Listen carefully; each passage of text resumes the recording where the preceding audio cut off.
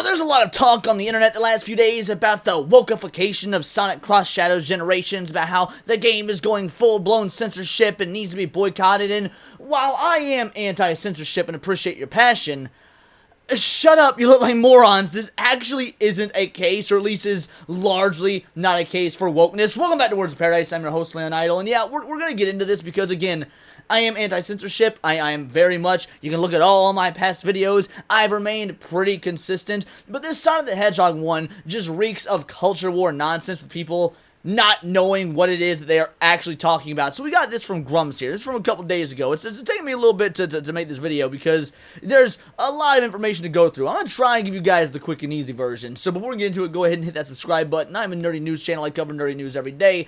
And let's be real, I'm kind of autistically obsessed with Sonic the Hedgehog in a cool way, not in any sort of DeviantArt way, but even so, maybe come to somebody who's got actual knowledge and expertise on it, and not Grummz, who, as much as I like the guy and streamed with him multiple times, note for a fact that he is wrong here. They censored Sonic X Shadow Generations. Rouge covered up more than last time, no more hand in the face to a female, can't have that. Fat shaming removed, health and fitness have been fixed by lowering standards. I can tell you where all this comes from. Western activist localization departments. Every time. Community notes coming in to say, but Sega still sell the old version is hilarious brain rot. This is why you should join community notes and not leave it to the lefties. He is wrong on so many things here. Now, as far as the no more face in the hand of the female, Rouge being covered up, the fat shaming being removed, he attributes all of this to Western activist localization departments. But this is not true. So y'all need to kind of know your Sonic the Hedgehog history for this, but Sonic is, let's be real, he's kind of one of the most iconic characters in gaming history, and as such, multimedia franchise. We're talking books, we're talking comics, games. Sonic 3 the movie is about to come out, and the first two were pretty lucrative. Needless to say, Sega has a massive IP on their hands, and for those of you that don't know, a few years ago, some shit sort of went down. The second most popular avenue for Sonic outside of the games were the comics. In fact, they were, I believe, the best-selling, if not best, always in the top 3 of Archie's comics. The Archie Sonic comics are held by a lot of fans as the true bastion of Sonic content, the true canon. Well, then they had one of their writers kind of go off the rails, do some not good stuff, and then try to sue them. After that happened, Sega put in a whole lot of new rules to have complete and utter control over Sonic and a very tight-knit group on how it could actually be written. This has nothing to do with Western localization or Western localizers. In fact, it's the opposite. This is completely from the Japanese side of things. Because the Western localizers screwed up so bad, several, not even localizers, because they weren't localizing. The comic was actually a Western comic to begin with, so there's nothing even either way. The West screwed up with Sonic in the past. So then Grummz goes on to say, the Sonic post has so many triggered. Well, yeah, because you got your information wrong. Again, this isn't a case of censorship, or if you want to call it censorship, fair enough, but not censorship due to wokeness or whatnot, but again, due to legal aftermath and ramifications of a lawsuit. So, yeah, if you're going to purport on culture war issues, if you're going to say that you're an authority, get your information right. It's not that hard. We're taking back gaming step by step. This year has been a banner year for pushing back against censorship, pushing back against DEI, and making games great again. We support developers and games that reject the woke virus and give gamers what they want. And I don't disagree with this. It has been a great year for that. We have seen woke game, whatever. We've seen all these crappy games that are infested with political ideology fall to the wayside, fail, crumble, Concord gone, Tales of Gonzalez gone, there's been so many others, but when you try and lump this into it when that isn't the case, it only hurts your argument because it's a really, again, I'll show you guys what I'm talking about here in a bit, but I want you the full context. So, this person quote tweeted Grummz here saying, this franchise has never and never will welcome you and people like you. Bullshit, because I'm a person like Grummz. I'm an anti-censorship dude. I think the woke mind virus is garbage, and I've been playing Sonic probably longer than this young buck's been alive. So yes, we got this spin-off game made by Hardlight with the approval of Sega. This is a mobile game. Frankly, it's a mobile game that I doubt this person ever plays. Now, is this dumb? Yeah. I'm gonna be real. The Sonic Rush or whatever game it was that was using this imagery is dumb. I don't care. Also, you're using this, Sonic with the pride flag around him. Well, look at the background. That's a whole lot of white people. This isn't a Sega of Japan thing. So yeah, this is clearly an American. And again, while it's dumb, doesn't really correlate to how Sega has the character written and really correlate to any of the wokeness. For all we know, this is just some gay-ass shop in the middle of whatever city this is that's heavily left-leaning, and they wrap these capes around Sonic. I mean, this doesn't come stock on the statue here. And you got this. This is an excerpt from the Sonic DX game manual for the GameCube. With a strong love of freedom, the only thing Sonic hates is oppression. Yeah, no one's oppressing shit. Grummz isn't oppressing people by stating his opinions on the internet. So yeah, while Grummz is coming off looking like a moron here, and let's not pretend that the wokies on the other side aren't as well. But this is where we actually get into where things are a problem. And when I say when things are a problem for the sort of anti-woke side that are trying to make things up. Or again, maybe they think they're right due to pattern recognition. Well, your pattern recognition is up on this one. Amy Rose's bio was updated and changed from how it was originally written in Sonic Generations. Which, if you want to call that censorship, fair enough. I will meet you in the middle and call it censorship.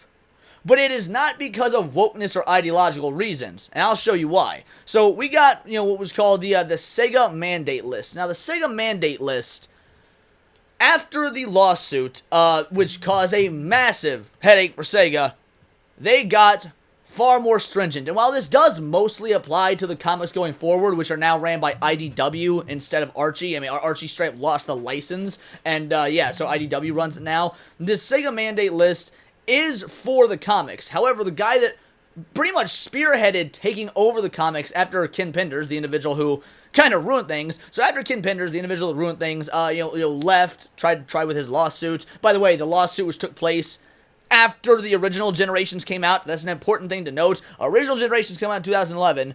Lawsuit starts in 2011, is not settled till much later. So all of this, stuff that's being quote-unquote censored, well, yeah, a lot of it is retroactive because Sega has new rules now due to the lawsuit. That's what it boils down to. So anyway, Ian Flynn comes in. He takes up the mantle as head writer for Sonic and has the brilliant idea to try and unify the canon, unify the games and the comics so that they coincide with one another for a better reader experience, also a better experience for the gamer. Again, it makes sense. Like, unlike the Spider-Man, Insomniac Spider-Man game, that's not canon to any comics. It's its own standalone game. Ian's idea was, let's make the two part of the same universe. Multimedia franchise. Makes sense in terms of storytelling. That being said, he's also one of the main writers for the films. Look back at Sonic 1 and 2, or the Knuckles show.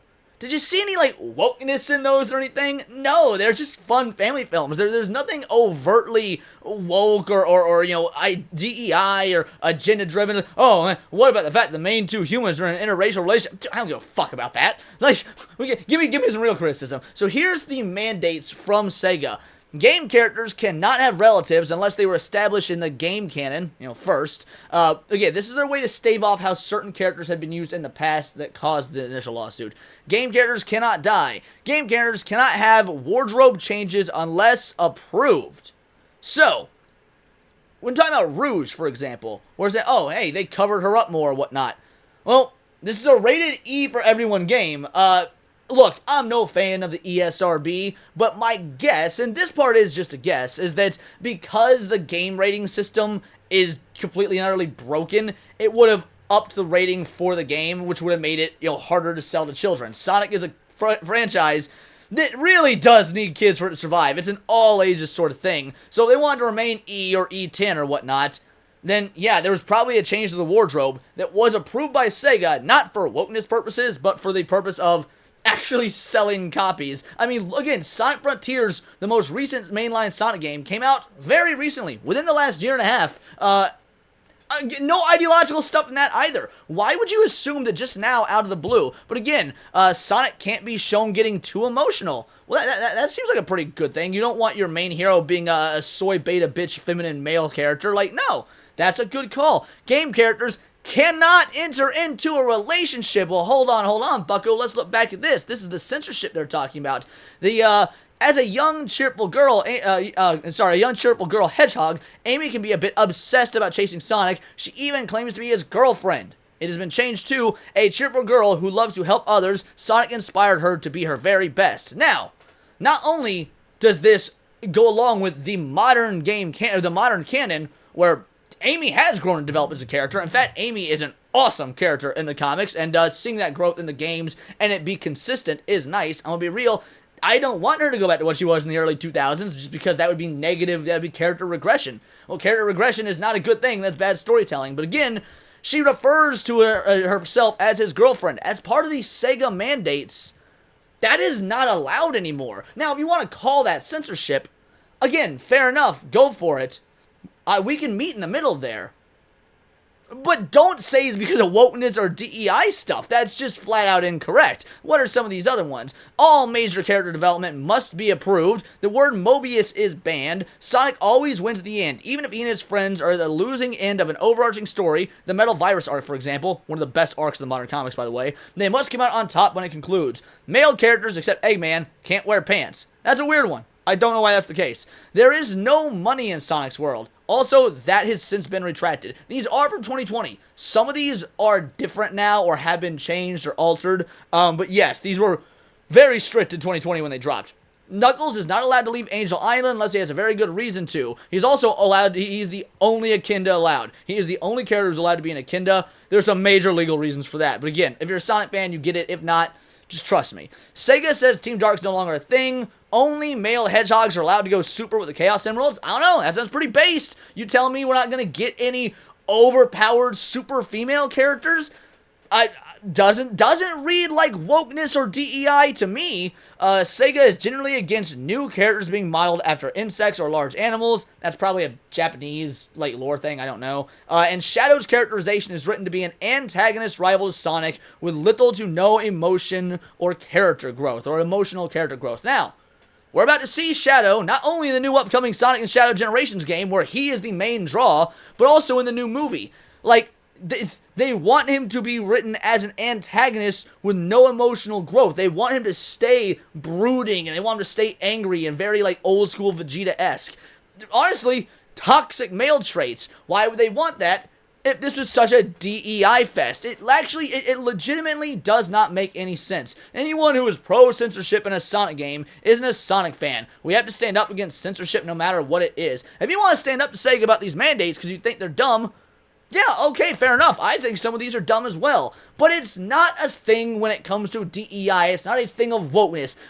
At what point, because guys, not everything can be woke. There can be bad decisions that just don't have to do with wokeness. They're just that. There's bad decisions. And this is one of them. I mean, again, do I like the changes in the game? No. I mean, some of them honestly don't bother me. I truly could not care less about some of them. Others, yeah, I am annoyed by them. But I'm not just going to jump to the DEI woke boogeyman when that is objectively incorrect here. And has been the case for years. We have gotten Sonic games since these mandates were put into place, and we've gotten Sonic projects since these mandates were put into place, and this has always been the case. You're just noticing it now because it's a remake. Well, if these remakes have to follow certain new rules, as dumb as they are, that doesn't make it DEI agenda. It just means that Sega can be fucking retarded. I don't know, it's wild to me, the idea that, oh, all of this must be DEI this, all this must be woke that. Again, we've got the upcoming Sonic movie coming out. It looks great. It's gonna make a gajillion fucking dollars because, I mean, the first two did, and this one's got Shadow in it. Several of the rules in the mandates were actually very pro-male, very based. There's no reason to think this. I just, jumping at this woke boogeyman thing comes off as you not knowing what you're talking about, and in my opinion, it makes it look worse because now you're just jumping at shadows. You're pretending things are there that they aren't. You think you're on some noble crusade to save gaming, one that I do agree with. But if you're gonna do it, get your facts straight. It really isn't that hard. And yeah, I'm gonna be real. The game has been getting great reviews. It's been doing gangbusters. It's the first 9 for a Sonic game in like since like 2007 or something.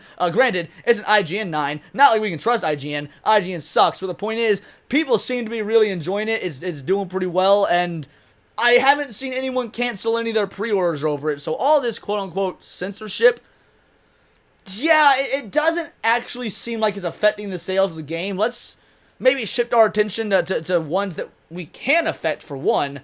aren't good games for another, and actually has legitimate DEI and wokeness to them, as opposed to just dumb studio control things. But those are just my opinions. Let me know yours in the comments down below, or let me know on X, where you can find me at Bolt the Word. And please do subscribe. I'm a nerdy news channel. I cover nerdy news every day, and not always about video games or the Sonic the Hedgehog franchise, but anime, movies, music, Magic the Gathering, you name it. Check me out on Instagram at wordsofparadise_Leon, and become a member for $4.99 a month. You can join the Discord, choose the articles I talk about on a day-to-day basis, choose the videos I react to on my Friday night live streams, and of course, get involved with over 140 other vital idols. We are a bright, beautiful, glowing, vibrant community that I cannot wait to grow even further, because we do care about diversity.